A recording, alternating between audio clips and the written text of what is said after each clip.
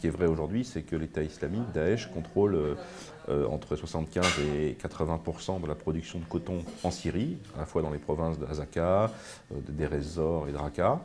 On sait que la production globale aujourd'hui syrienne tourne autour de 100 000 tonnes par an de coton.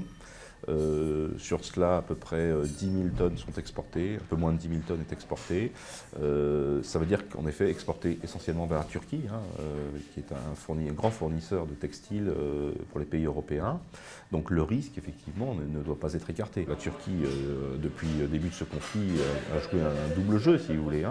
Elle parle ouvertement à Daesh dans les négociations pour libérer des otages. Elle tolère également le passage de nombreux djihadistes à travers ses frontières. Et puis elle permet également, on l'a vu avec le coton, l'exportation de denrées, de matières premières qui proviennent directement de territoires contrôlés par cette organisation terroriste. Oui.